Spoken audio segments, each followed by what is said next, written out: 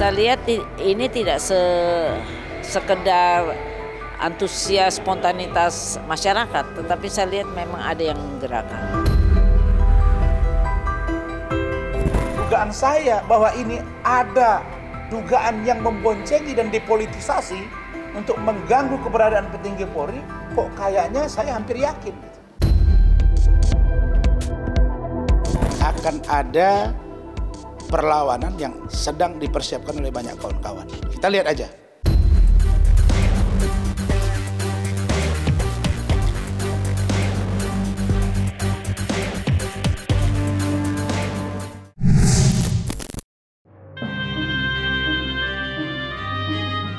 Bebasnya Peggy Setiawan tidak sepenuhnya disambut gembira oleh pengacara senior Elsa Sharif dan koleganya Rasman Arif Nasution.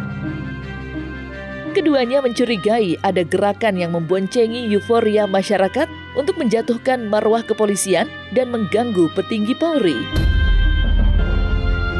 Seperti diketahui, masyarakat tampak begitu antusias menyambut kebebasan dan kemenangan Peggy Setiawan dalam sidang pra-peradilan yang belum lama ini digelar di Pengadilan Negeri Bandung.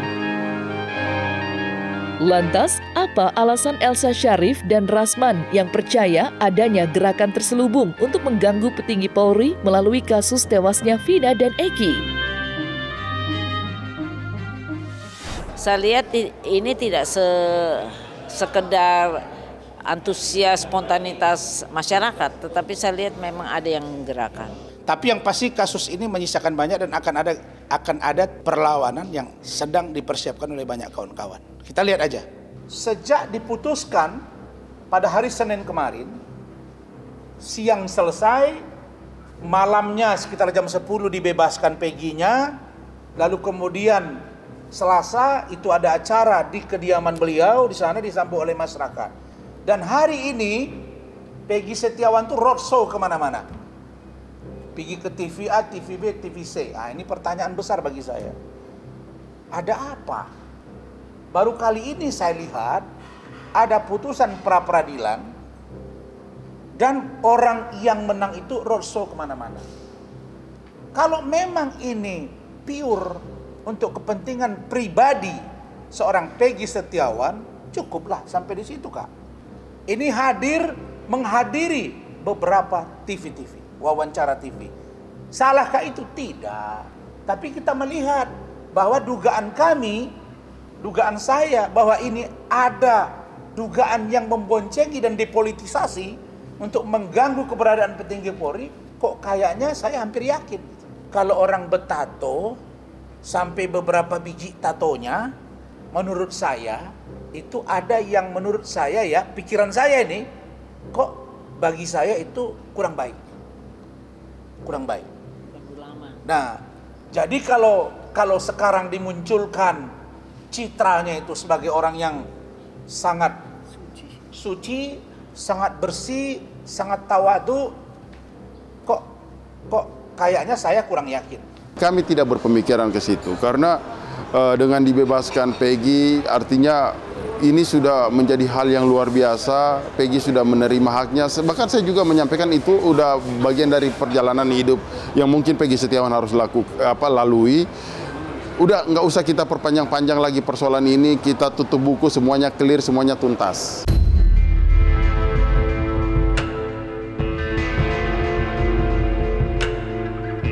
Di sisi lain, nama Ibtu Rudiana belakangan menjadi sorotan usai disinyalir menjadi ibu dari segala permasalahan kusutnya upaya penanganan kasus tewasnya Vina dan Eki saat ini. Berbagai tudingan miring yang dialamatkan kepada Ibtu Rudiana, salah satunya datang dari praktisi hukum Alvin Lim, yang selama ini dikenal vokal dalam mengkritik kinerja kepolisian yang dianggap tidak profesional dan tidak transparan dalam mengusut kasus tewasnya Vina yang sudah 8 tahun lamanya namun belum menangkap para pelaku utamanya. Lantas, apa alasan Alvin Lim mencurigai Ibtu Rudiana?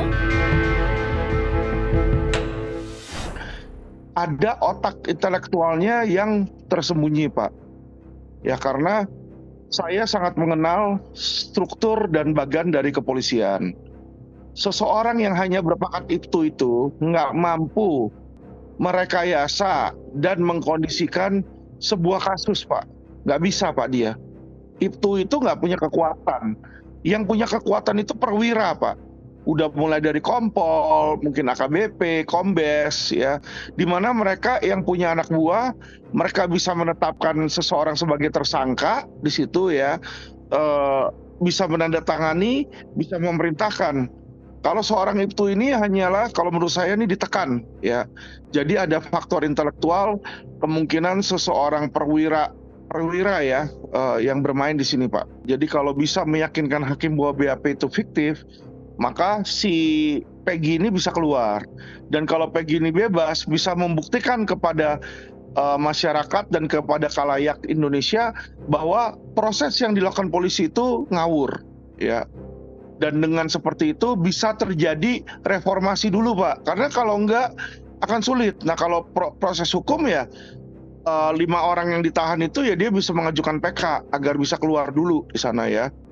Dan nantinya kalau memang mereka bersalah dan ada bukti baru kan bisa aja dia lakukan PK luar biasa. Tapi kalau memang enggak, ya seperti yang prinsipnya itu bilang, lebih baik membebaskan 1000 orang bersalah daripada menghukum 1 orang yang tidak bersalah, Pak. Kalau misal banyak lawyer atau banyak ahli yang lain mencemooh Polda Jawa Barat itu, saya tidak sependapat.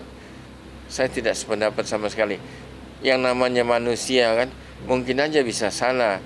Yang namanya manusia kalau dia tidak belajar, apa yang disampaikan oleh Justice Oliver Wendell Holmes, Hakim Agung dari Amerika, dia bilang begini. If you have taken your decision to stop reading today, the next day you are going to be left. Artinya, apabila Anda memutuskan mulai hari ini berhenti membaca, malah mulai besok Anda sudah ketinggalan. Sama, polisi, jaksa, hakim, pengacara. Kalau dia tidak banyak baca, tetap tidak banyak tahu dia dari mana, dia baca juga enggak kan, tetap tidak banyak tahu. Sedangkan the living law menurut Egan Early itu, hukum itu hidup, tiap detik bertambah terus. Ada pendapat-pendapat baru, ada solusi-solusi baru. Dan itu kita mesti ngikutin. Kalau kita nggak ngikutin, misalnya kayak Perkap Kapolri nomor 6 tahun 2019, saya juga nggak tahu kalau saya nggak baca kan. Justru saya baca, saya tahu.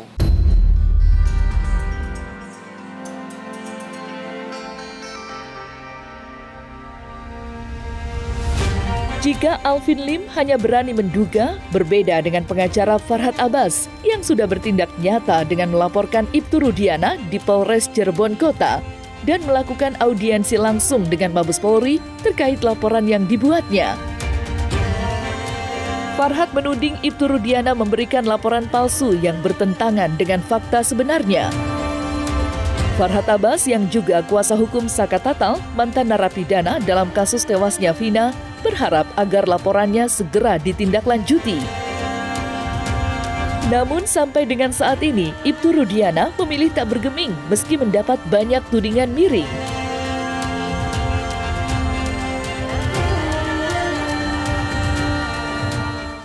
Sudah 2 kali kami membuat laporan di Cirebon, ya. Jadi awalnya mereka minta BAP. Ya karena inilah yang dulu sempat hilang, tapi ternyata begitu ada lagi, ya mereka mau gelar, sehingga inti persoalannya nanti silakan jawab ke Polres Cirebon apakah mereka berani menerima laporan ini atau mereka limpahkan ke Polda atau ke Barreskrim. Nah, kemudian inti daripada persoalan ini adalah memang ada tersangka baru, yaitu namanya Peggy. Nah, harusnya pihak kepolisian ini peka bahwa saat ini menjadi sorotan dukungan publik untuk kemerdekaan, kebebasan, dan keadilan bagi Saka Tatal, khususnya klien kami. Di sini ada beberapa kejanggalan, ya, yang dimana kita langsung fokus saja. Memang kita tahu bahwa Rudiana adalah orang tua dari korban, tapi kita bukan ingin memenjarakan Rudiana. Sudah anaknya mati kok dia dipenjara lagi, kan tidak mungkin gitu. Yang kita harapkan adalah bahwa Rudiana awalnya tahu bahwa perkara ini adalah perkara kecelakaan. Setelah menindaklanjuti arahan dari Polres Cirebon, yaitu tentang pengaduan kita bahwa adanya dugaan memberikan keterangan yang tidak benar ya, kemudian rekayasa penetapan tersangka khususnya klien kami Zakat Tatal ya. Artinya memang setelah berdiskusi dengan Polresta Cirebon dan Bareskrim, ada beberapa upaya. Kalau menyangkut etik dapat diterima di Propam. Jadi laporan tentang Pak Rudi yang menangkap langsung kemudian melakukan satu proses penyidikan ya. Kemudian dengan melakukan upaya-upaya yang kita punya rekam jejak, diantaranya pernah melakukan ke Propam dan ke Komnas HAM, ditindaklanjuti dengan surat untuk ditindaklanjuti. Oleh karena ini selama ini belum ada tindak lanjutan, kami meminta kepada Bareskrim ya, walaupun dari hasil di Bareskrim saat ini mengatakan adanya 2 provinsi wilayah lokus yang berbeda, mungkin akan diarahkan ke Polda Jawa Barat. Nah, tapi surat tanda terima pengaduannya sudah diterima oleh Bareskrim. Dan menurut keterangan dari Bareskrim maupun dari Propam, mereka sudah turun langsung juga dan mereka mengapresiasi laporan ini, sehingga kita minta adalah keadilan. Polisi jangan terpaku pada putusan pengadilan yang sudah inkrah, karena banyak sekali kejanggalan-kejanggalan yang kita melakukan upaya. Hari ini saya juga sudah dikontak langsung oleh Lembaga Perlindungan Saksi dan Korban untuk melengkapi keperluan dan identitas maupun segala yang ada berkaitan dengan kronologis, bukti-bukti putusan untuk dikoordinasikan dengan Lembaga Perlindungan Saksi dan Korban.